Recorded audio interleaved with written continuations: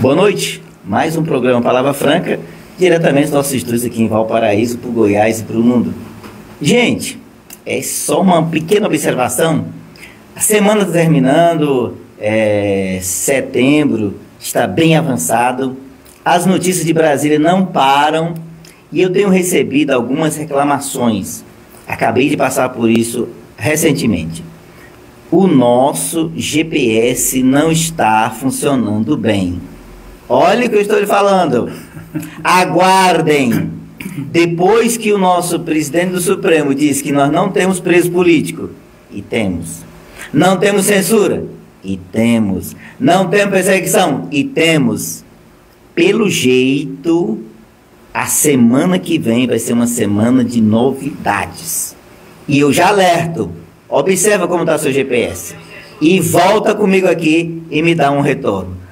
Programa Palavra Franca hoje, gente, nós vamos receber ele. Ele é professor, é um amigo, é um conterrâneo lá do estado. Olha, gente, é o estado da Cajuína, que tem a capital mais quente, se não me engano, se não mudou, né, gente? Então, que tem a capital mais quente do país. É com muita satisfação, nós vamos receber hoje professor Paes. Ele é doutor honoris causa em Ciência da Educação, Ciência Jurídica. O currículo dele é muito extenso, mas eu vou começar dando boa noite e bem-vindo ao nosso convidado. Boa noite, professor. Boa noite, querido. Que é um prazer, Jaime, estar contigo aqui. E é um prazer estar com os nossos ouvintes, né, que estão por aí afora nos ouvindo. Eu estou aqui à sua disposição. E essa história que você falou tem pertinência. Quando eu estava vindo, engraçado que eu cliquei no GPS e ele me mandou para outro lugar. E depois eu cliquei de novo, retornei a rota. Para a mesma rota ele mandou para o lugar certo, né? É um alerta, gente. Semana que vem tem novidade, aguardem.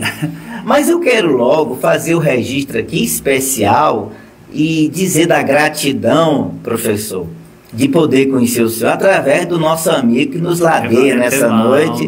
Excelentíssimo senhor, doutor Etevaldo. Boa noite, doutor Etevaldo, que não só é patrocinador do programa, gente, através da Fermazon de Goiás, é um dos nossos patrocinadores oficial. Você que quer, né, adquirir peças, né, automotivas, procure a Fermazon de Goiás, meu amigo e doutor Etevaldo Souza. Boa noite, doutor, e obrigado pela presença e pela indicação do nosso convidado hoje. Parabéns, você acertou de novo, né? Professor Paes, eu resumi o seu currículo, me perdoe o pecado. Gente, ele tem várias, o currículo dele é muito extenso e eu para facilitar a apresentação, resumi apenas em doutor honoris causa, tanto em Ciência da Educação como Ciência Jurídica, mas ele tem várias especializações, vários mestrados. Olha, o homem tem uma ficha sensacional. Mas a primeira pergunta que eu quero saber, eu já descobri que ele é lá da terrinha, ele é lá de São Raimundo Nonato. São Raimundo Nonato, no Piauí. É um pouquinho depois ou é antes ali de Itauíra?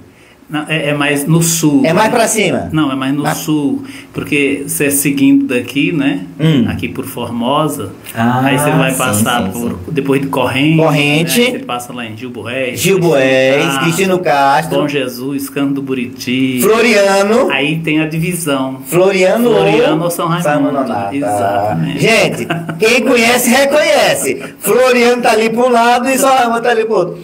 Eu trabalhei no Banco do Nordeste.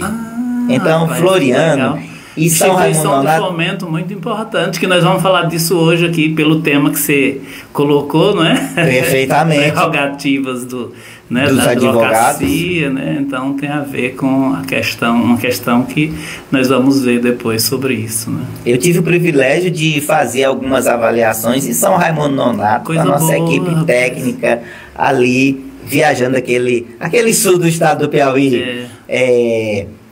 Cristino Castro, Eliseu Martins, Violeto, né? Bertolínia. Engraçado, o povo acha que o Nordeste é seco, mas tem muita jorra água, né? Assim, nos poços lá, água quente, Violeto, né? E muita gente não sabe disso, né? Pouquíssima gente sabe. O estado é um estado riquíssimo, inclusive, né? Mas a primeira pergunta, gente, que eu quero descobrir, e gente, quero mandar um abraço especial pro nosso professor e diretor da faculdade Unisesc, né? Unidesc, Unidesc. Professor Paulo Silas, me perdoe. Silas. Um abraço, Paulo Silas, que está nos assistindo aí ao vivo. Tá. Um abraço aí para você, Paulo. Vamos falar disso hoje também, porque lá nós temos, desculpa aí, sim. um pouquinho a rotina. Não, o programa é do senhor hoje. A ideia é essa, da gente trazer as coisas assim, sem programação. e eu tenho uma informação interessante sobre o Unidesc, né? Lá nós temos a nossa, né, pró-reitora, né, a nossa professora Roseni, demais. Professor Paulo, professor Marcelo, que é uma pessoa assim fantástica, deve estar nos assistindo também. A turma ficou de assistir o senhor. E nós temos uma turma de alunos assim espetacular.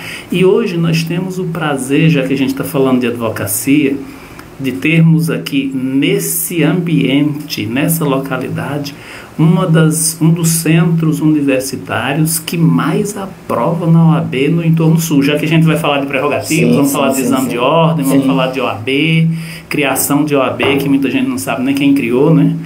A gente conversava aqui antes de iniciar.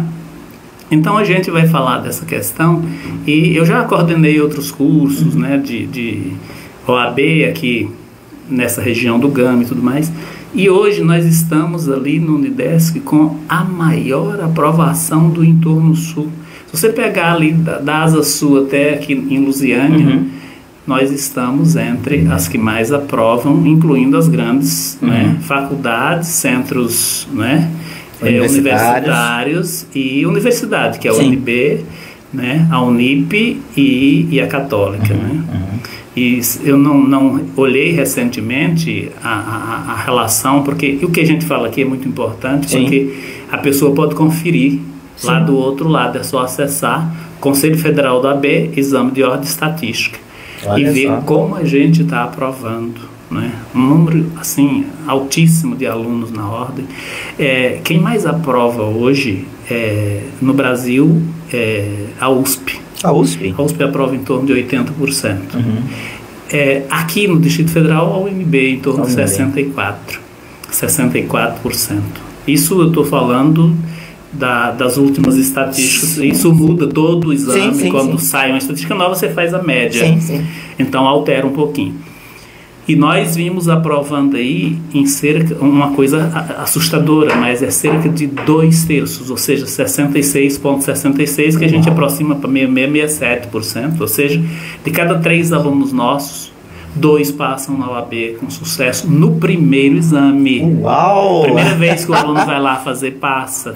Então isso é um dado assim entusiástico, né? Sensacional. Porque eu me lembro que eu comecei a trabalhar lá, né, já tem um pouquinho mais de 10 anos, né, e na época eu fiz um mestrado com a Roseni, e aí fui trabalhar lá, e a gente tinha uma relação bem diversa da que tem hoje.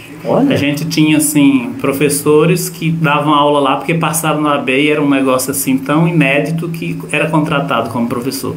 Hoje você pergunta para o aluno, você passou na OAB? Ele não faz muita firula, ele diz só assim, Ou então ele responde com esse linguajar dos jovens, de boa. Ele está atualizado, hein, gente?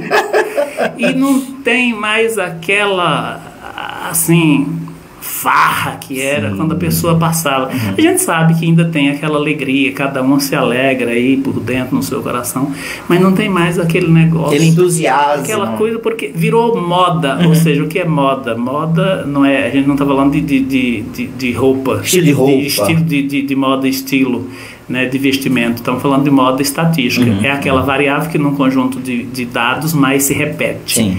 Então virou moda, ou seja, virou rotineiro, virou repetitivo. Passar na OAB para quem estuda no Unidesc. Então, pauta de parabéns, o professor Marcelo, que é o coordenador, um grande coordenador, o professor Roseni. Professor Nobles. Marcelo Nobles. Marcelo Nobles, um abraço, professor Nobles. E eu queria dar os parabéns especialmente para os alunos. Opa, claro, é o seu momento, né? Os alunos, eles são a peça fundamental. Eu sempre digo, né, que a gente trabalha para eles, né? Minha esposa, ela sabe do meu entusiasmo, ela às vezes diz, como é que é o nome dela? Minha esposa? Sua esposa? Viviane, advogada. Doutora Viviane, o meu boa noite. Ela está lá assistindo com os dois pequenos, né? A Maria Júlia e o José Pedro. Não sei se o Davi, o Gabriel e o João estão assistindo. São 5. São 5? Vamos mandar um abraço a todo mundo. Então manda aí. Onde um por um. O mais velho é o Jonatas. Jonatas, um abraço. O Jonatas é oficial das Forças Armadas. Olha, um abraço. O Davi, que está terminando medicina. O Gabriel, que é personal. Gabriel. E aí tem os dois mais novinhos, né? A Maria Júlia. Maria Júlia. Maria Júlia, já acabamos de fazer a inscrição dela para o PAS. Olha só que legal. Toda animada para fazer a prova. E o José Pedro, que é um gêniozinho em miniatura, né? Um abraço para essa equipe e em especial... Não, vamos interromper o programa aqui agora. Olha. Gente, o programa Palavra Franca, ele é ao vivo e ele não tem roteiro não é nada combinado. Inclusive, mandar um abraço aí pro nosso amigo Cleviton de Souza Lima, meu amigo Leonardo de Melo também, do Guia Comercial do Valparaíso. Ele diz que o GPS é controlado pelos Estados Unidos e o povo de lá tá com raiva do Brasil, tá querendo quase desligar, viu? Zé Alves, lá do Ayanguera. E o doutor Etevaldo, que está mandando um abraço aqui para o professor Paz e dando boas-vindas aqui no programa. Mas eu quero interromper esse programa. Vamos lá. Com a permissão dos nossos telespectadores, esse programa vai transmitir ao vivo agora uma declaração. Ele não sabia disso. Mas como eu descobri em tempo que ele é doutor honoris causa em ciência da educação, ele está preparado para fazer o que eu vou dizer aqui agora, gente. Patrocínio da Único Certificado Digital e da Fermazon de Goiás e da Yellowt, soluções em energia fotovoltaica. Nesse momento eu quero convidar o professor, né? Que tá, de cada 3 alunos, 2 são aprovados na Unidesc com o nosso professor aqui, viu, gente? Anota aí. Professor Paz, eu quero que nesse momento você vire para aquela câmera lá e mande uma mensagem especial para a doutora Viviane. Calma aí, gente, calma aí. Ele foi pego de surpresa, doutora Viviane, porque a emoção tem que ser assim, senão não vale a pena, né? Olhe para aquela câmera lá e mande a declaração para a doutora Viviane. A declaração, apesar de ser surpresa, mas é uma coisa que a gente fala sempre, né? E ela às vezes me questionam sobre isso. Hoje mesmo eu estava conversando com ela, e ela estava meio apreensiva. Mas a gente sempre conversa sobre uma coisa. Você está feliz? Né? Tô, não tô. Eu queria isso, não está dando certo, eu só tenho isso. E a gente sempre tem um adágio, né, nas nossas relações que diz assim: a felicidade existe. Nós não a temos porque não a pomos onde estamos. Então, com a nossa convivência, né, fizemos 17 anos de casados, agora no dia 8 do 8 de 2008 foi quando nós casamos, agora no dia 8 de 2025 a gente fez 17 anos de casados. Então, essa é o lema do dia a dia: a felicidade existe, nós não a temos porque não a pomos onde estamos. Então, é só se colocar no lugar que a gente se sente feliz, que a gente vai ser feliz, né? E eu espero que ela esteja feliz lá em casa. Muito bem, doutora Viviane, um abraço, boa noite, parabéns. Já estamos aqui com a audiência batendo recorde e o papo hoje vai ser um pouco elevado, né? Eu já quero mandar um abraço aqui, também está nos assistindo aí, ó. O Cleviton mandou um abraço, dizendo boa noite, seja bem-vindo, professor Paz. Um abraço pro Cleviton. E o Etevaldo, que também dá boa noite. E tem aqui uma pergunta que já vou fazer, mas vamos voltar aqui ao começo de tudo. Peraí. Piauiense lá de São Raimundo Nonato. Gente, eu trabalhava no cadastro de banco e um dos nomes do cadastro que mais tinha lá era José e Raimundo. José e Raimundo era a parte do cadastro maior. Pergunto, curiosidade desse humilde entrevistador: como é que esse piauiense tão nobre veio chegar aqui nos rincões da Pérola do Entorno? Pois é uma situação interessante. Eu comecei dar aula muito cedo. Eu tenho um Facebook e lá tem algumas pessoas muito especiais como amigos. Um se chama Douglas Negreiros. Ele até perdeu um irmão um dia desse, o Pedro Nolasco. Queria mandar um abraço para ele. Mais uma vez, meus sentimentos. E lá também tem um menino que chama Erivelto. Erivelto? O Erivelto é filho do seu Hamilton Negreiros. Hamilton Negreiros, eu comecei a dar aula muito cedo. Esses dias até falando com o Douglas, ele disse, eu trabalhava com ele lembrava que a gente estava lembrando que já bem cedo, né, eu era bem novo ainda, mas já, porque a gente vive hoje sob a égide da Constituição de 88. Sim. Mas naquela época a gente ainda estava sob a égide da Constituição de 67. 67 com a reforma da emenda constitucional número 1, que era de 69, né? Certo. E a gente podia trabalhar já como aprendiz a partir dos 12. Então eu já trabalhava. E coincidentemente eu trabalhava com educação de adultos, auxiliando uma professora da escola que dava aula na prefeitura, né? Puxa! E então eu já desde cedo já tinha assim uma habilidade assim diferenciada para trabalhar com números. E aí então essa turma de adultos que faziam educação de jovens e adultos, né? Eu dava aula para eles. Olha só. Seu Hamilton Negreiros, que é pai do Erivelto, que está lá em meu Facebook hoje, né? Era um dos alunos do seu Erivelto. Todos já morreram, infelizmente. Sim. Seu Erivelto, seu Hamilton, seu Efraim. Assim, era uma galera de idosos. E eu ali, menino, no meio deles, dando aula, ensinando regra de 3, simples, composta, sistema métrico decimal, raiz quadrada, uma série de coisas, aritmética básica mesmo, né? Do Ari Quintela. Ari Quintela, olha o nome, gente! E aí eu vim para cá, aqui para Brasília, né? Estudei fora, né? Na verdade eu só não tenho titulação no continente da Oceania. Visitei um título na Europa, na América, na Ásia, na África, no Egito, né? Só não tenho na Oceania. Por enquanto. E aí, então, eu formei em matemática, aí estudei fora, né? Comecei estudando alemão aqui, em Brasília, no Goethe Instituto, depois estudei fora. E depois da matemática, eu migrei para o direito, né? E aí começou essa saga de atividade educacional e observando que o direito é um instrumento, é uma ferramenta, né, muito importante para a gente produzir a transformação social. E aí, nessa questão, hoje eu atuo na área trabalhista. Minha esposa começou como trabalhista, mas agora ela está interessado em outras questões, que é a questão dos contratos bancários. Sim. É uma matéria pesada. E aí é engraçado porque a gente se comunica muito bem, então, nessa relação entre a matemática e o direito. Mas como eu cheguei aqui, foi assim. Né? Eu vim, rapaz, você não sabe da história. É isso que eu quero saber. Na época a gente vinha, não era de ônibus, né? Vinha de pau de arara. E vinha de ônibus também. Sim. Eram uns ônibus, rapaz, terríveis. Lembra da empresa? Sim. Qual era a empresa? Era que até hoje era Transpiauí. Transpiauí, essa é antiga, viu? Rapaz, você acredita que o ônibus demorava 5 dias? 5 dias, uma semana. 5 dias para chegar aqui, naquelas janeiro. Meu Deus. Mês de chuva para lá, né, que vem. Rapaz, você pegava aquelas subidas que quem disse que o ônibus subia? Aí parava, era engasgando. Era terrível. Então, lotado.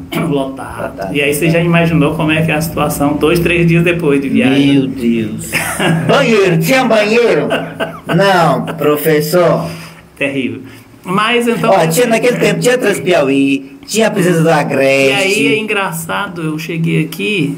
E meu primeiro emprego que eu consegui foi exatamente por conta da matemática. Eu estava procurando emprego, e eu nem sei se ele está vivo ainda, tem muito tempo, né, isso.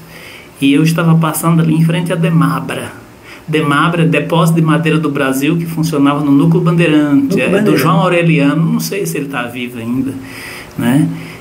Mas era um senhor assim de um coração muito generoso, né? E o sotaque de pernambucano, assim, né? E eu estava passando lá procurando emprego e ele disse assim, tu sabes fazer conta? Professor! E aí colocou lá umas coisas para eu fazer as contas, eu nem peguei no papel, deu o resultado, ele falou, tu tá brincando. Aí testou na calculadora lá, tava certinho. Eu falei, você tá empregado. Pronto. Na lata, assim. E aí é engraçado, né? Como as coisas. A matemática abre portas. Abre né? portas. Mas o direito também, né? E como nosso objetivo aqui hoje é falar sobre direito, né? Tá. O deixar senhor um pouquinho a matemática e passar para o direito. Então, no direito, desculpa que você parece que ia falando, mas aí eu vi que você colocou um tema aí do programa de hoje, que é prerrogativas da advocacia, né? Sim. Então, seguramente, falando desse tema, a gente vai abordar as questões que você falava do BNDES, não, mas do Banco do Nordeste como instituição de fomento, só que talvez a gente não fale do Banco do Nordeste, mas fale do BNDES, né? Que é preciso desconstruir uma informação aqui, né? Que é preciso ajustar. Mas são muitas informações. Não, mas eu quero começar perguntando, sabe o quê? A história do Dia do Advogado. Pronto. Pois é. Na questão da história do Dia do Advogado, ela está relacionada também com o Dia do Professor, né?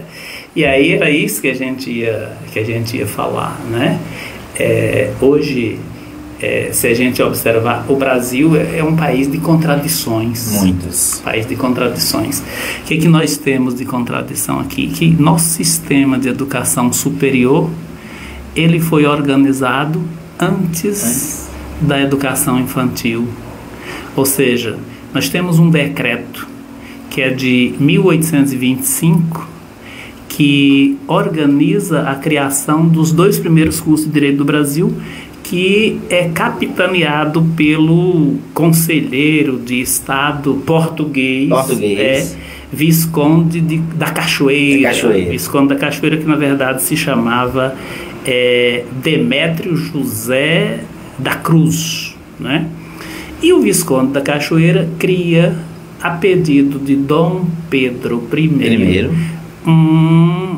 toda a estrutura que corresponde mais ou menos ao que hoje é a LDB, que é a Lei de Diretrizes e Bases da Educação, que nós vamos falar disso aí, por isso que eu te digo que tem uma relação entre essas duas datas. Sim. E aí a gente tem então esse decreto, não é, que é de 1825, e depois do decreto a gente tem uma lei, não é? Essa lei é de 1827, né? E o decreto trazia toda a estrutura de como é que deveria ser o curso de Direito, e ela é de 9 de janeiro de 25, o decreto, mas a lei é de agosto, 11 de agosto de 1827, que é justamente a data em que se criam 2 cursos de Direito no Brasil, que é o curso da Faculdade de São Paulo, da USP, do Largo do São Francisco, e de Olinda. E aí daí a data. Certo. Agora, e o que é que isso tem a ver com a educação? É que exatamente como se organizam os cursos de Direito no Brasil, primeiro a educação superior, 11 de agosto de 1825, então no dia 15 de outubro de 1827, perdão, no dia 11 de outubro de 1827, 15 de outubro, nós temos então a criação da escola, do sistema de ensino das primeiras letras, que correspondia à criação do ensino da educação infantil. Daí a origem do Dia do Advogado, na lei de 11 de agosto de 1827, e do Dia do Professor de 15 de outubro de 1827. E curioso é que outubro vem antes de outubro, agosto vem antes de outubro. Então, a lei que cria o ensino superior, que é de 11 de agosto de 1827, antecede a lei que cria a educação infantil, que é a homenagem do Dia do Professor, de 15 de outubro de 1827. E isso é tudo Brasil Império, né? Então a gente tem criação de 2 cursos de Direito, criação de algumas prerrogativas para o curso de Direito, porque hoje a gente se chama nos corredores dos fóruns, todo mundo se chama de doutor. E é uma coisa que a gente não gostaria de desconstruir. Sim. Porque a gente, inclusive, trata os alunos na instituição já desde cedo. Ô, doutor, isso aqui é assim, isso aqui é assado. Mas, na verdade, tem uma coisa que, às vezes as pessoas dizem, olha, tem um decreto que diz que quem faz bacharel em Direito é doutor. Mas não é bem assim a história. Explica para nós. Então, vamos lá. O que é mito nisso aí? Então, o que é mito nisso aqui é o seguinte, que o artigo 9º dessa lei, que cria os dois cursos de Direito, se remete ao decreto, né, de 1825. E esse decreto, ele traz a formação dos cursos, inclusive com sabatina aos sábados. Olha aí. Onde 6 alunos sabatinavam 3 na presença do professor. E o artigo 9º diz: aquele que termina o curso, inclusive ainda escreve ano com 2N, né? Em 5 anos se torna bacharel em Direito. E aquele que prosseguir nos exames, de acordo com o artigo 10 e com o decreto de 1825, que era o decreto do Conselheiro de Estado Visconde da Cachoeira, esses vão receber o título de doutor e poderão se tornar lente. O que é lente? Professor. Olha como está relacionado professor e advogado. Então veja que interessante. Não é que quem terminava bacharelado em Direito era doutor. Quem terminava bacharel em Direito era bacharel. Mas quem fazia essa prova, e ela está lá, me parece que pelos artigos, depois do 10º, pelo 10, 11, 13, por ali assim, e aí diz lá como é que vai ser a prova de doutor. Meu amigo, eu fiz doutorado e minha banca durou, parece que foi aproximadamente 3 não me recordo bem, parece que começou 14, foi até 17h30. 3 horas. 3 horas e meia, quase 4 horas. Não menos que 3. Agora, a banca de doutorado do decreto de 1825 era diferente. Você tinha que responder temas inéditos, interrogados por todos os seus pares, todos os professores, e o decano ia dizer se você estava habilitado a receber o título de doutor. E esse doutor era o que ia ser professor nas 2 universidades criadas até então. Então, o que eu acho que a gente, como eu digo, não gostaria de desconstruir, porque terminou virando assim uma linguagem bastante amistosa e agradável, e que até é encorajadora e até certo ponto honrosa para os estudantes de Direito. Na verdade, quem terminava era bacharel. E quem fazia essa prova extremamente pesada, que está lá no decreto, depois quem tiver a curiosidade é só olhar, lá dos itens, me parece que está lá pelo 10, 11, 12, 13, que diz assim, para os doutores. Aí tem lá toda a instrução que deve percorrer, porque o decreto era como se fosse um LDB. Curioso é que no Brasil Império, alguém da confiança do rei fazia o decreto e ele, né, outorgava a lei. Hoje a gente tem a lei publicada pelo Congresso e o presidente tem a outorga de fazer, tem a prerrogativa de escrever o decreto. Está lá no artigo 84, inciso 4 e 6 da Constituição, tanto o decreto regulamentar, né, que é para fiel execução da lei, tanto quanto o decreto autônomo que inova no mundo jurídico. Mas aqui, não.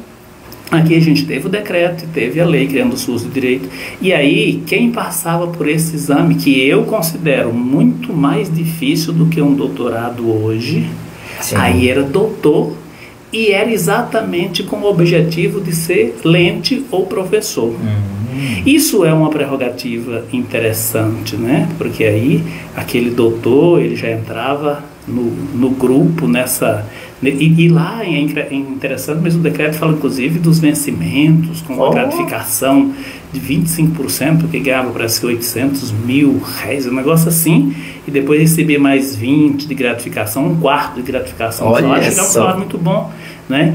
E aí ele ia fazer parte dessa casta, né, de pessoas da alta sociedade. Mas tem esse diferencial que as pessoas não comentam, porque ele não está na lei. A lei é muito sucinta, porque a gente não tem ali um decreto explicando uma lei. A gente tem uma lei posterior a um decreto que já explicou tudo. E o decreto, é aí que eu quero te dizer, funcionava mais ou menos como se fosse a nossa atual LDB de hoje. Certo. Então é curioso que a gente tem aqui, então, um decreto, uma lei, né? E aí tem uma coisa interessante. Isso tudo é da época do Brasil Império, né?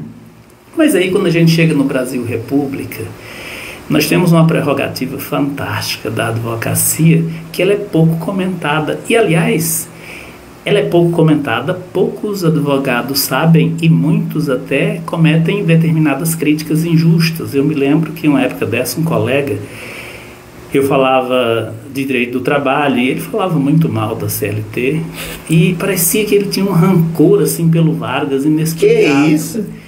E a gente nota que os livros de história trazem uma coisa muito pejorativa, porque eles escrevem lá, ditadura Vargas. Esse homem foi um dos maiores estadistas que esse país teve. Você já pensou o que seria de nós hoje sem o Conselho Nacional de Petróleo e sem a Petrobras? Quem criou esses dois institutos? Vargas. Vargas. O que seria da gente sem toda a legislação brasileira, a CLT, que decorre lá da Carta del Lavoro da Itália? Vargas. O que seriam dessas mulheres feministas, que muitas delas são, se elas não votassem? Quem criou o voto feminino? Vargas. Quem criou empresas de fomento como, e aí a gente falava do Banco do Nordeste, mas como o BNDES. Hoje nós tivemos aí a catástrofe de Mariana. Na reconstrução nacional, quem é que está sempre presente? BNDES. Quem criou? Vargas. Quem criou a Vale do Rio Doce, que foi, entre aspas, doada do governo FHC. Foi no FHC ainda, né? Foi naquela época, né, da minimalização do Estado, né? Sim. Então, quem foi que criou a Vale do Rio Doce? Vargas. A maioria dos ministérios, Vargas. Sistema de Previdência do Brasil, Vargas. E agora vem a notícia mais surpreendente pra gente. Quem criou a OAB? Vargas. Meu Deus. E muitos advogados não sabem disso. Não, o Brasil não sabe. Mas foi um decreto do Vargas de 1930. E em 1931 ela começa a funcionar com competência nacional. Isso é fantástico, porque é uma competência de uma autarquia hoje, né? Isso fica bem claro com a de 1717, se não me engano, 2006, né? Da relatoria, não me recordo agora, mas parece que era do Joaquim Barbosa? Joaquim Barbosa, né? Parece que era da relatoria dele. E aí ela passa a ser a autarquia sui generis. Mas quem cria, na verdade, é um decreto do Vargas. Muita gente não sabe disso. Então, e aí eu estou até aproveitar a conversa aqui. O lançamento talvez não seja aqui. A gente deve fazer num lugar de mais acesso público, porque é um local mais reservado. Mas eu estou escrevendo um livro exatamente sobre essa desconstrução do varguismo, que na verdade não surge de um projeto de governo, surge de um projeto de Estado. Eu não vou dar spoiler de quem é o projeto, né? É porque a gente tem que ver o livro, né? Mas quem sabe se a gente não vem aqui trazer essa notícia na época do lançamento, que eu espero que seja. Acho que não dá mais para esse final de ano, porque nós estamos com muito em cima, né? Tem muita coisa para fazer esse ano ainda, mas talvez surja ali no primeiro semestre do ano que vem. E aí a gente quer falar exatamente dessa desconstrução, que ela foi um pouco assim corporificada, a gente poderia dizer assim, com a reforma trabalhista, que é a lei 13.467 de 13 de julho de 2017. Ela solapa uma série de direitos trabalhistas. E aí vem de novo a questão das prerrogativas, que é a questão que você coloca como tema. Então veja, a gente tem aqui criação de curso de direito, antes da educação infantil, a gente tem criação, prerrogativa de se tornar doutor, né? Quando o Brasil mal tinha educação infantil, né? A gente tem a atuação como tanto bacharel em direito para advogar, como lente, como professor. Depois a gente tem aí a criação da própria OAB com essa atuação de âmbito nacional, né, criada aí no governo Vargas na década de 1930 e 1931 começa a funcionar ali por volta de dezembro. E aí depois a gente tem uma coisa interessante que são os exames de ordem, ou seja, é uma preocupação da categoria no sentido de ter pessoas cada vez mais competentes. Porque um advogado competente, ele não traz resultados só para ele traz resultados para a sociedade. Sim. E aí, quando você tem essa pessoa assim livre para exercer seu ofício, isso não é só um reflexo do Estado de Direito, mas é um reflexo ou até um fator coadjuvante para a segurança do cidadão, né, que se sente independente, que se sente livre para estar sendo defendido assim com essa altivez do advogado, né? E aí a gente tem, eu poderia dizer assim, o coroamento dessa questão no artigo 133 da Constituição de 88, que diz que o advogado é essencial à administração da justiça. E aí, além de ser essencial à administração da justiça, ele, nas suas prerrogativas, ele goza de uma certa liberdade, né? E aí, claro que ele responde nos limites da lei, mas ele tem essa liberdade, e essa liberdade é fundamental, né? E aí isso vai desde a consideração do escritório como extensão da casa, do veículo e tudo mais. Então é uma série de coisas interessantes como prerrogativas, né? Mas que são muito interessantes. Então é curioso, né, essa questão que você pergunta, mas nós temos então uma lei que marca o dia do advogado, uma lei que marca o dia do professor. E curiosamente a gente vê um curso superior sendo criado em agosto, enquanto o outro é outubro, né? Ou seja, a educação infantil oficialmente nasce depois da educação superior, não é?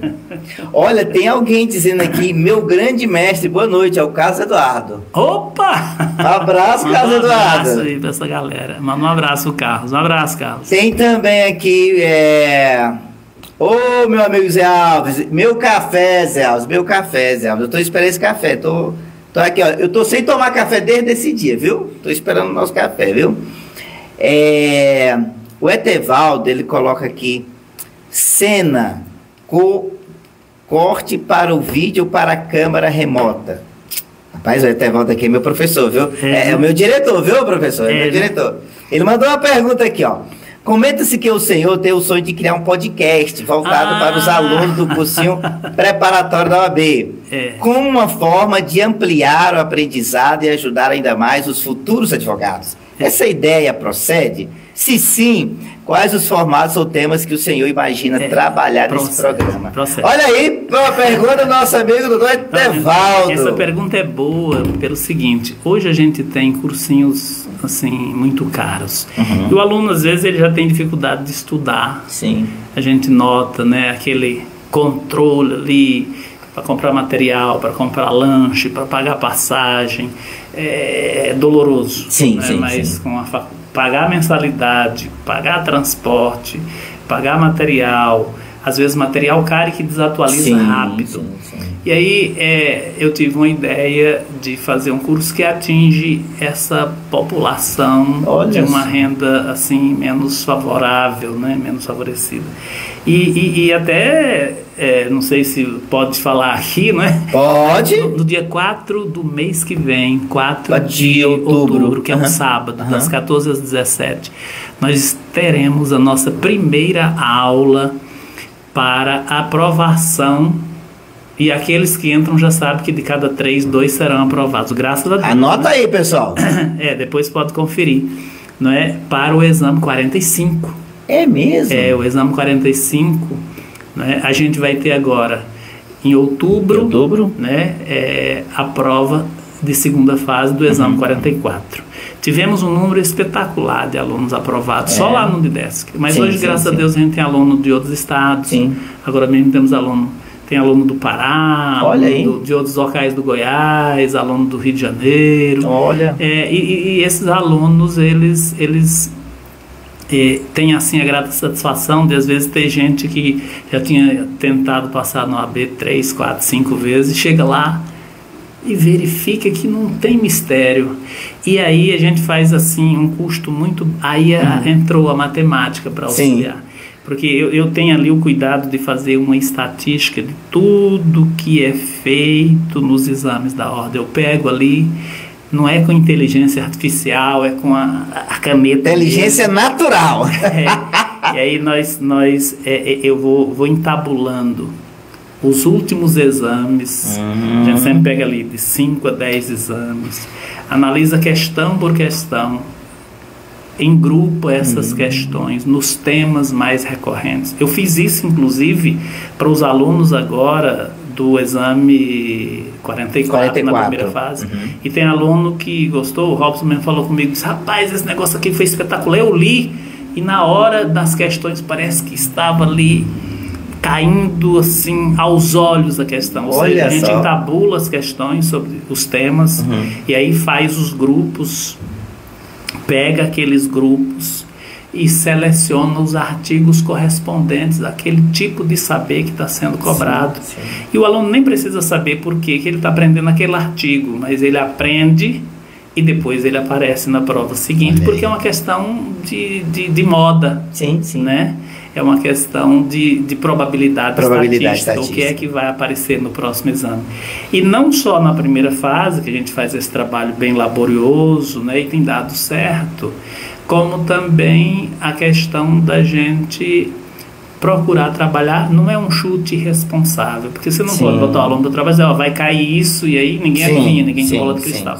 A gente escolhe um intervalo de segurança, olha, as peças que tem mais possibilidade de cair são essas, ali escolhe ali umas 3, treina umas 10, mas estimula ali pelo menos 3 com mais cuidado, e normalmente tem caído essas 3. Olha. Graças a Deus eu tenho um recorde de 11 consecutivos acertando a peça. Sério, doutor? E aí a gente errou aí numa que foi parece que foi uma consignação em pagamento, ou foi uma contestação com recompensa. Não, a contestação com recompensa a gente acertou. Depois teve uma consignação em pagamento foi aí que a gente errou. E foi até bom, porque estava até estranho, a gente sempre acertando a peça, parecia uma coisa meio estranha. Sim. Mas aí, então, a gente tem tido esse cuidado. Não é nada de misticismo, não é nada de chute irresponsável, é estatística. É probabilidade. A gente vê os artigos mais importantes, vê a probabilidade de cair determinada peça, faz um estudo de um intervalo de segurança, mas dentro daquele intervalo a gente estreita mais e escolhe ali umas 3 que o aluno dá uma caprichada naquele estudo. E nós temos trabalhado essas questões. Então, eu posso até depois deixar o e-mail com você. O telefone eu não gostaria de deixar. Sim. Até por uma questão regulamentar, né? Não, mas procura para uma palavra franca. Mas é fácil. Hoje é só colocar meu nome, é José Paes, P-A-E-S, de Santana. Joga lá no Google, acha meu Facebook. O e-mail a gente pode dar, né? É paesdireito1@gmail.com. paesdireito1@gmail.com. Paes do sobrenome, P-A-E-S. P-A-E-S, direito1@gmail.com. Manda e-mail que eu não deixo de responder. Ótimo. Né? E aí a gente vai falar. Se você quiser entrar nesse grupo dos vencedores, você tem até 4 de outubro para procurar a gente, porque não adianta procurar na sexta que não dá tempo. Não dá tempo. É tudo feito com muita antecedência, porque eu faço tudo manualmente, não tem nada... Assim, não tem um grupo de pessoas trabalhando, sou eu ali. É o senhor mesmo, a equipe do senhor é o senhor. Cuidando ali dos alunos com aquele carinho que a gente tem, feito assim, tudo muito, de uma forma até certo ponto rudimentar, né? E eu até faço questão que continue assim, porque É o que está dando certo. está dando certo, e se não der, eu assumo a culpa. Sim, sim, sim. Agora mesmo, por exemplo, nós tivemos uma peça no Direito do Trabalho, né, que foi uma exceção de pré-executividade, e foi um negócio assim esquisito, né? Inclusive com fundamento na jurisprudência, né? E aí a gente, na verdade, imaginou que caísse outra coisa, porque o recurso ordinário era a peça que deveria ter caído, porque fazia tempo que não caía, apesar de estar entre as mais recorrentes, era que das 3 mais recorrentes, a que tinha mais tempo que não caía, né? A gente imaginou, vai ser essa. E ninguém pensava em isso, apesar da gente ter ensinado a fazer. Ela estava naquele intervalo das 10, não estava no intervalo das 3. Mas ficou fora do intervalo das 3, né? Aliás, não era exceção de pré-executividade, não. Era agravo, né? Então, essas peças que a gente tem dado, né? Elas têm tido um retorno muito bom. Muito bom. E aí isso fica para a segunda fase, né? Né? E de modo que tem tido esse resultado bastante positivo, e a gente tem trabalhado assim, muito longe dos holofotes, né? Muito numa relação professor. Bastidores. Mas está dando certo. Agora, voltando para a questão das prerrogativas... Não, me diga uma coisa, é dia 4 de outubro agora, essa primeira aula. Essa primeira aula, sábado. Aonde que ela acontece? Ela acontece virtualmente. Virtual, virtualmente. Entendi. Acontece por isso daí a necessidade de a gente manda o e-mail, aí a gente coloca o aluno em um grupo, né? E ele vai participar desse grupo. E aí a gente faz tudo o trabalho virtual, né? Não tem aula presencial, mas tem uma aula virtual todo sábado. São quantos alunos você tem nessas aulas? Olha, esse último grupo nós tínhamos 80 e... Rapaz, quantos alunos tinha, Devaldo? No grupo parece que é 86, 85, né? 85 alunos. Isso é do Brasil todinho? Não, tem alunos assim em outros locais, né? Mas na verdade o grande, assim, a massa mesmo é aqui da redondeza. Mas tem aluno do Pará, aluno de outras regiões do Goiás que não aqui, Valparaíso, Lusiânia Ocidental. Tem alunos aqui do lado, para o lado de Formosa, até Palmas. Tem aluno do Rio, né? Esse mexe mesmo. Nesse concurso 45 nós vamos ter aluno do Rio, do Pará, Brasília, Goiás, né? Mas é uma coisa pequena, bem assim, é uma coisa bem, como é que eu diria, bem artesanal. Mas graças a Deus é gratificante, né? É um trabalho muito gratificante. Então, essa sua, eu nem sei como é que está a sua hora aí. Não, o horário já foi embora, mas eu preciso saber, não, você vai ter que voltar, né?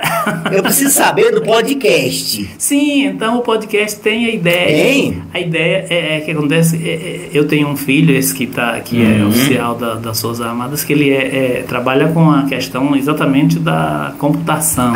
Então ele é quem me ajuda nessas coisas, e ele andou me dando umas iniciadas no negócio. A gente ainda chegou a montar, cheguei a mostrar para os alunos, mesmo? né?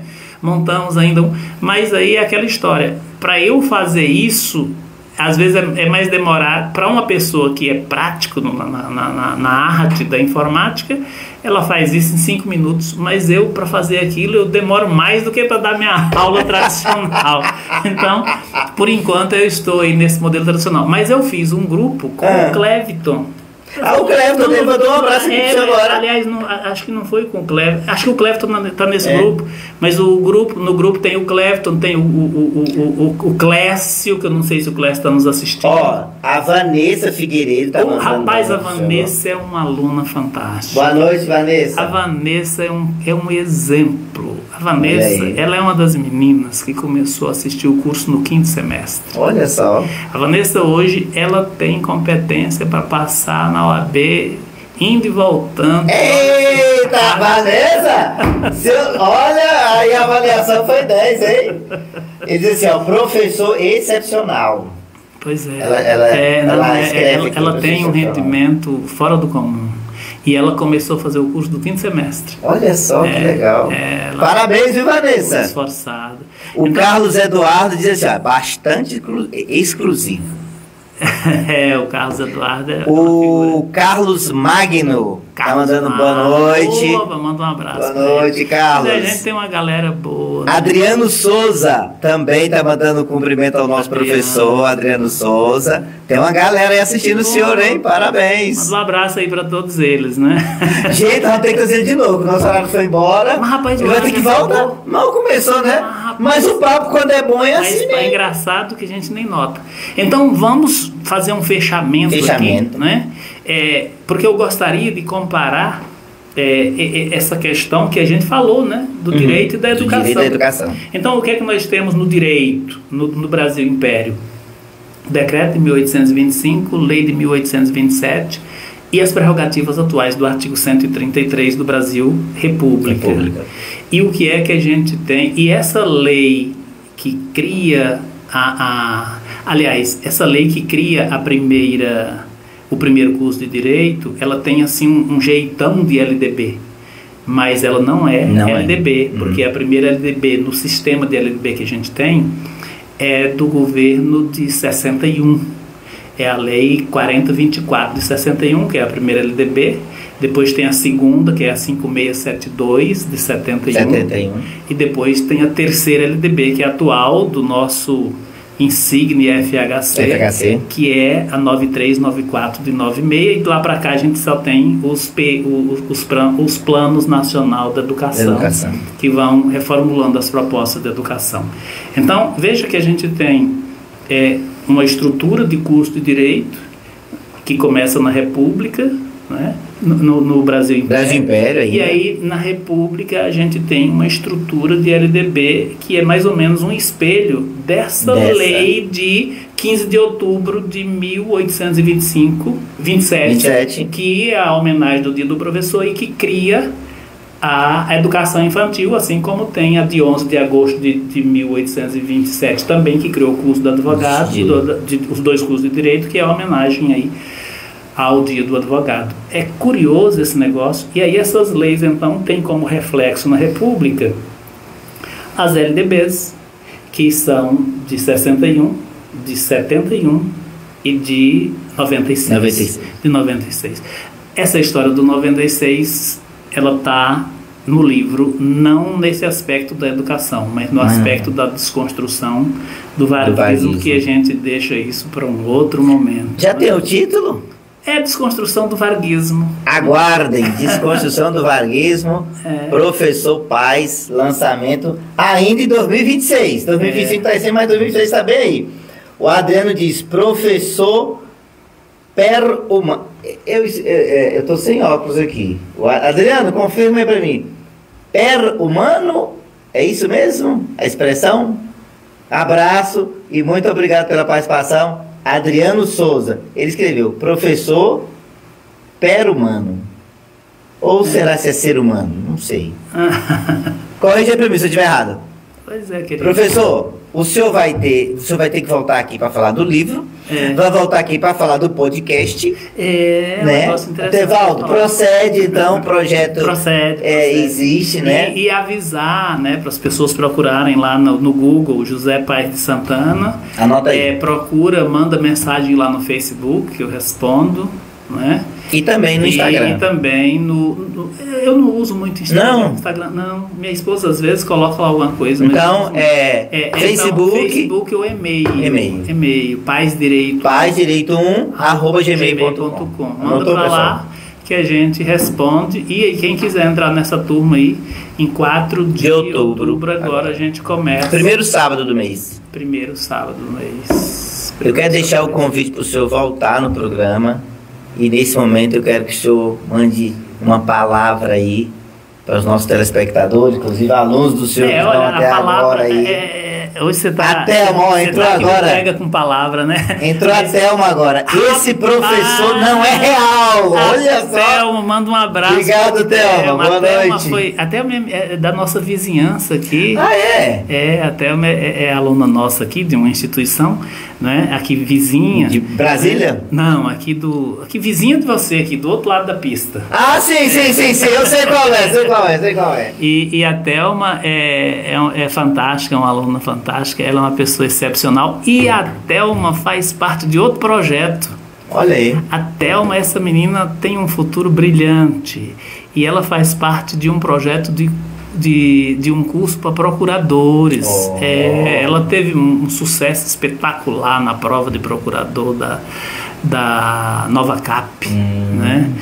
E o Clécio, que é esse que fez o grupo para a gente fazer os podcasts, que ele também tem facilidade para trabalhar com isso, é um menino também que vem assim prontinho para ser aprovado. Então a gente tem tido aí uma boa seara, né? Uma colheita muito boa, né? Mas você estava falando de palavra para os alunos, né? Uma palavra aí. E a palavra é essa: você tem que semear. Porque quem não semeia não é digno da colheita. Então, não adianta você pensar... Eu sempre digo para eles, todo sábado, antes da gente começar a aula, eu pergunto para cada um como é que está. É uma passagem rápida, mas fundamental. E aí, rapaz, se tem uma resposta que nunca frutifica, é essa: legal. O aluno que diz que está legal, normalmente ele não vai muito bem na prova. Porque legal não quer dizer nada. E aí, o legal é aquela maneira que você usa só para sair do arroxo, daquele momento e sair pela tangente. Então, é preciso muita honestidade. Nós temos 50 encontros. E em 50 encontros a gente habilita o aluno a fazer... Quer dizer, na verdade, 50 encontros são 10 sábados e a segunda, a sexta ali no meio. Certo. Então, dá 50 dias de segunda a sexta, mais os sábados, né? Então, aí já vai para 60, né? E depois tem os de segunda fase, que são mais 6 aulas. Mas nesse curto espaço de tempo a gente faz uma relação de custo-benefício, pegando as matérias que tem maior custo-benefício. Hoje a que tem maior custo-benefício é ética. E a gente até ia falar do exame da ordem e terminou não falando. Não, no próximo episódio. No próximo a gente fala. É da questão de quando surge, né? E já vou deixar um convite aqui. Gente, vou trazer ele semana que vem. Vou arrumar uma data. Semana que vem. Não sei se eu posso, né? Não, nós vamos conversar com a produção e ver a agenda dele. Vamos ver. Viu? Mas é curioso, porque a gente até pode... No primeiro estatuto da ordem, né? Que é a lei 4015 ou 4215, né? De 63. A gente tem uma previsão no exame a partir de 67 e ele acontece a partir de 71 em São Paulo. 71 em São Paulo. E depois nós temos, resumindo, de uma forma bem resumida, a gente tem então essa unificação agora no modelo atual, que acontece de 2007 a 2009. Então, em 2009 a gente já tem o parecer, é um parecer 139, me parece que que já unifica então esse exame com questões iguais para o Brasil inteiro, que é o modelo hoje que a FGV vem fazendo, bastante interessante, né? Mas é uma outra história, né? Mas é engraçado. É dar um outro episódio, né? É engraçado como o tempo passa rápido. Não é? E quando a conversa é boa, né, professor? Pois é. Mas tem essas coisas interessantes. Então eu lhe agradeço pela oportunidade, né? Mandar um abraço aí para todos os meninos e dizer para eles, olhando para aquela câmera. Para aquela lá, vai lá. Olhando para lá, dizer para eles, olha, semeie, estude, se esforce, não é? E se der sono, se sentir cansado, se esforce mais um pouco. Porque se você não semear, você colhe exatamente o que você semeou, nada. Ou seja, quem não semeia não é digno da colheita, então tem que se esforçar. Não adianta, ninguém passa com 100%, 99% social e 1% de estudo. Como é que está indo? Joia! Mas não estuda, não adianta, tem não é jeito. para mim que você tem que dizer que está estudando, é para você Pra você mesmo. mesmo. E aí aqui cabe uma questão de sinceridade. Você conhece a história da sinceridade? Por favor, conte Então, pra nós. vamos contar para Pra encerrar. encerrar, pronto. Como para vocês a história da sinceridade. E aí é que eu digo, tem que ter sinceridade, Sim, né? sim. O que é a sinceridade, fazendo assim uma metáfora, né? Da sinceridade como sem cera. Então o cidadão vendia vasos, ele transportava em lombo de animal. O animal deitava, quebrava os vasos. Vaso de barro ele emendava com cera, pintava. Quando ele vendia, com pouco tempo o vaso quebrava, era só o calor bravo chegava, a cera derretia e o vaso quebrava. E então, quando alguém queria um vaso bom, pedia como vaso: eu quero um vaso, mas eu quero um vaso sem cera. Olha só. Então, se você quer sucesso, seja sem cera. Não adianta enganar o professor que você está estudando. Seja sincero. E a primeira pessoa que tem que haver essa igualdade entre o que você diz que faz e o que você faz é você mesmo. Então, quanto mais você aproxima o eu que diz que é do eu que é, aí você é a pessoa mais autêntica possível. Então, seja sem cera, não é? E aí Seja você vai sincero. conseguir, não é? Sensacional essa história, hein, Carlos? O Carlos tá aí até agora, né? E-mail do professor. Repita aí, professor, seu e-mail. É PAES, é P-A-E-S. PAES, direito, tudo junto, algarismo 1, não é? Não é romano, é indo-arábico. PAES, direito 1, @ gmail.com. Anotou aí, gente? A Thelma está escrevendo aqui, sem cera.